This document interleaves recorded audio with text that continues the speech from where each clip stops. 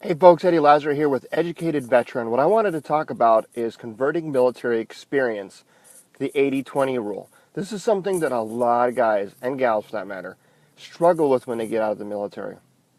Or they struggle trying to figure out how to do that as they're approaching their separation from the military. They have all this experience, all these military trainings that they've gone through, schools that they've attended, experiences that they've had, deployments, etc. You name it, right? Awards, all these things everybody has, and they try to figure out a way. How do you convert that into into civilian terminology? And I've come up with the best way to describe this that I can. It's called the 80-20 rule, and I've outlined that right here. Okay, so we got 80%, and I'm going to talk about what that is, and then I've broken up the 20% into a 5% and 15%. And here's how it works. A lot of people that I see really struggle over trying to figure out how to convert this 20% here, right? And that 20% consists of, things that are really, really technologically over the top in terms of language and vernacular and acronyms and things like that in the military. Things like, Brigade S4OIC. MBA, these are just things that I've picked off of people's LinkedIn profiles, okay?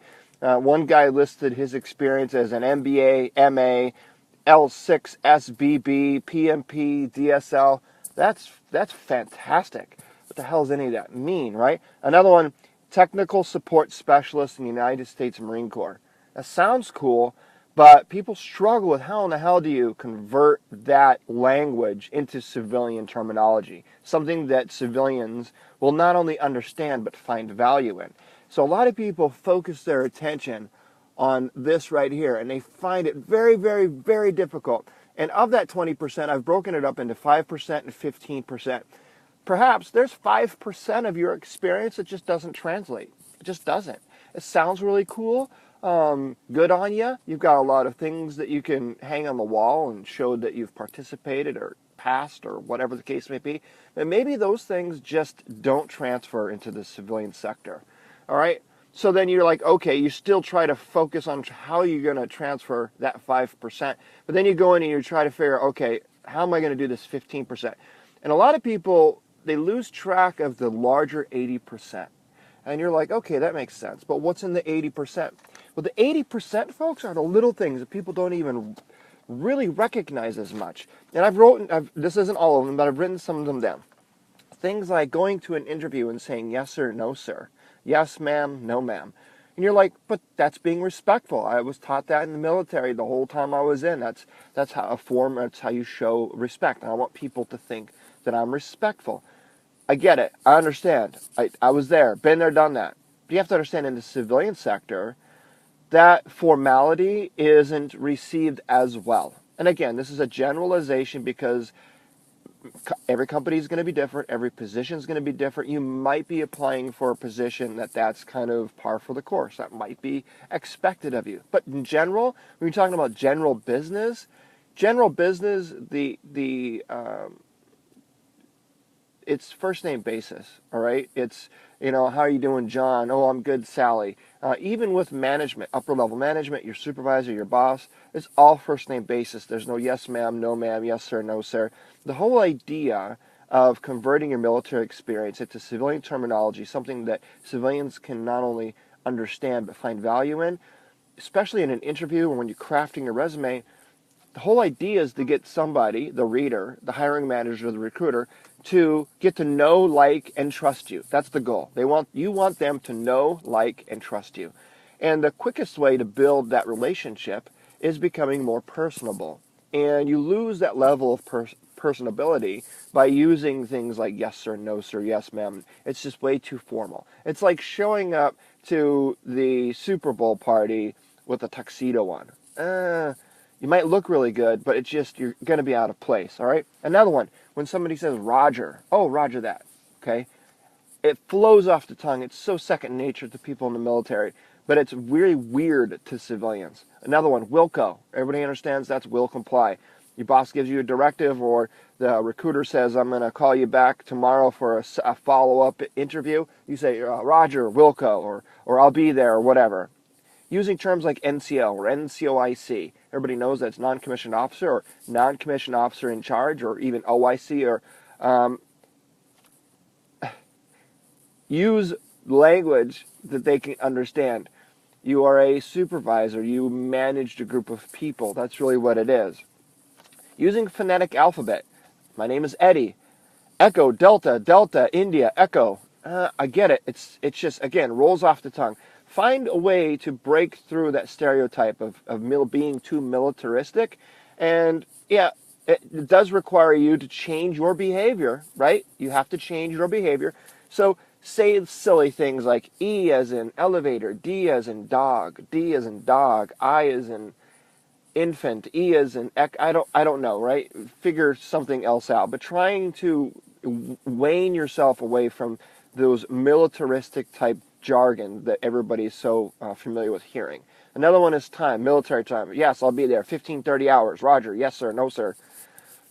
Lose the 24-hour time clock. It's 3:30 p.m. Okay, I know, I hate it too, but that's just the way it's got to be. Using terms like subordinates. When I was in the military, I had 8 subordinates. That word subordinates just doesn't fit very well. It's not as palatable to the civilian sector. Use words like I had 8 directs, or I had 8 employees that worked for me. That's much more consumable than using the word subordinate. Another one, oh, I was a combat leader versus what, a regular leader?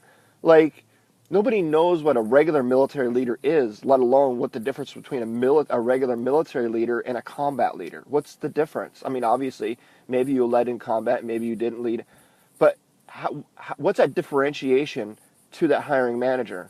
It's hard to explain. If you can't explain the finite details between the two, I would just leave it off. It sounds cooler, I get it, but it doesn't do them any good. It's not helpful to them. That's the whole key here.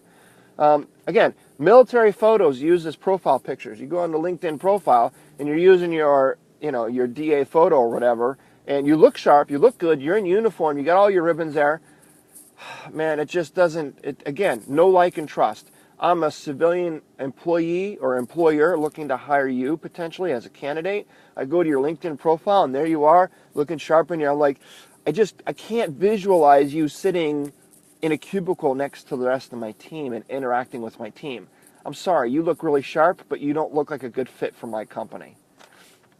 Another one is, I love this one, right? LinkedIn skill sets and endorsements. I just went to just a random, that's all I did. I went through LinkedIn and I found a profile that was in the civilian sector that had military experience, and I went and I read through. You can identify skill sets on LinkedIn. This is what this guy had: military operations, military, army, leadership, military training, force protection, team building, combatives, infantry tactics, marksmanship. That's great if you're trying out for the CIA or FBI or force protection, or you pick, right? I get it. There are positions out there that are really looking for those skill sets. But if you're trying to go into a company like Procter & Gamble to be a procurement specialist, for example, none of that resonates with them at all. I'm not saying don't have those things, but that's all this guy had were those things. You need to have other things in there. I mean, there's some that may transfer back and forth, like leadership and team building. Okay, those can go both ways. But put some different things in there that are civilianized that people can resonate with and understand.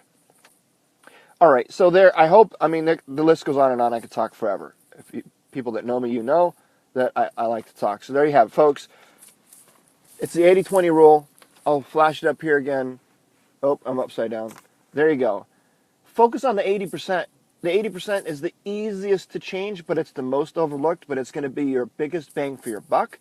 It's going to allow you to break down the barrier between civilian and military and engaging conversation between you as the veteran and the civilian sector, especially if you're looking for a job in the civilian sector.